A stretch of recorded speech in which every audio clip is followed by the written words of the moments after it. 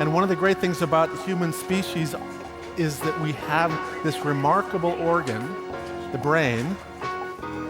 La tête dans le cerveau. Biologie, cervelle, synapses, neurosciences, physique. The human brain really is the most unique gift of our species. Avec Christophe Rodeau. Une bonne infusion de plantes naturelles peut, dans certains cas, s'avérer fatale. La tête dans le cerveau.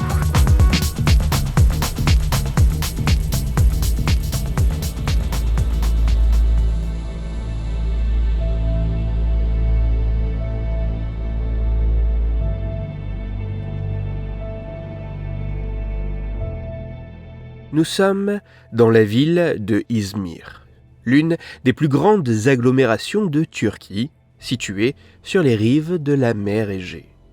C'est vraisemblablement au cours de l'année 2006 qu'un beau jour, en début de matinée, une femme âgée de 41 ans est conduite par une ambulance aux urgences du Kent Hospital.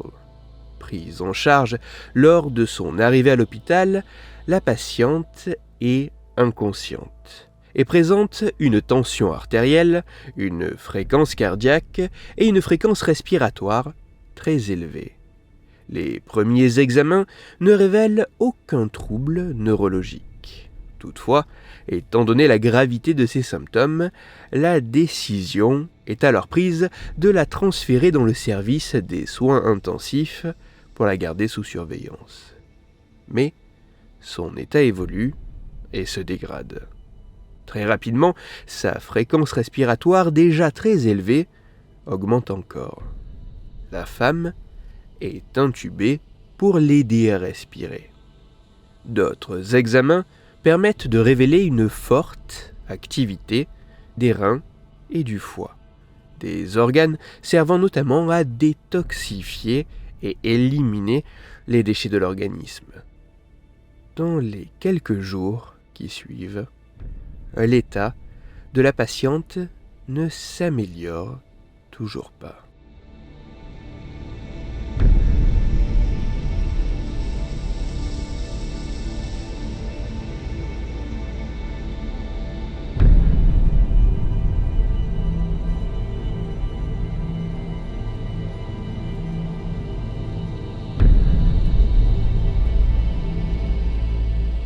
Peganum armala, plus communément appelée armal ou rue de Syrie, est une plante vivace de la famille des Zygophyllaceae. Elle est originaire d'Asie centrale et des côtes méditerranéennes, d'Europe, d'Afrique et du Moyen-Orient.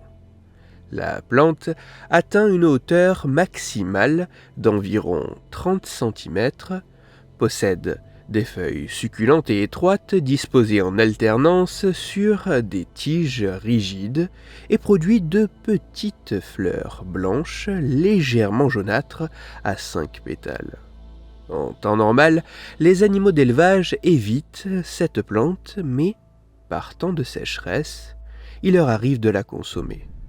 C'est notamment par l'observation des effets induits par cette consommation sur les animaux qu'il a pu être identifié que cette plante pouvait avoir des vertus intéressantes. Ainsi, pour notre espèce, les graines consommées écrasées ou en infusion peuvent induire différents effets allant d'une légère stimulation à un apaisement et une somnolence en passant par des hallucinations. Ces diverses manifestations sont dues à la présence de composés chimiques particuliers dans la plante et ses graines.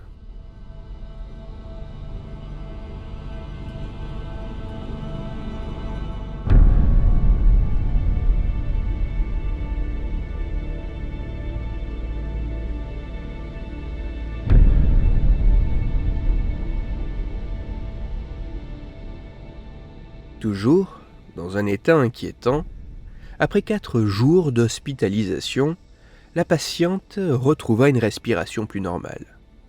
Le 5e jour, elle fut extubée et put respirer sans assistance.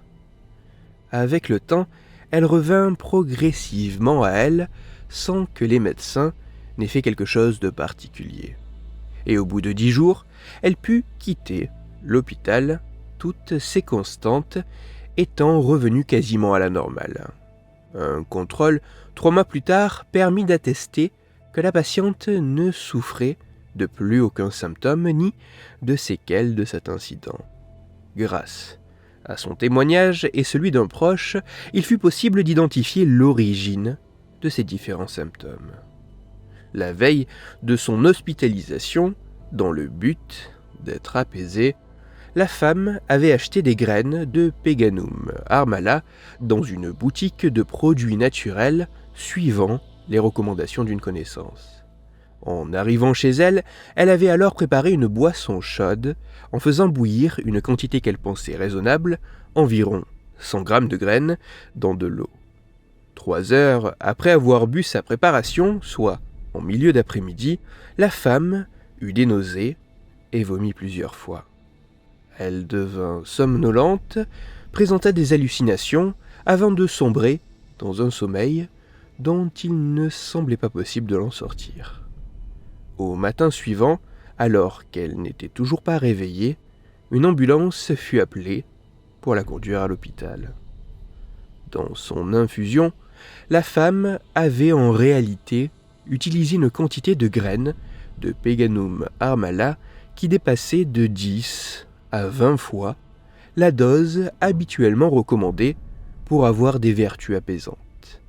Avec cette quantité, sans la prise en charge médicale, cette simple infusion apaisante aurait pu s'avérer fatale. Ce n'est pas parce que quelque chose est naturel que c'est forcément sans danger.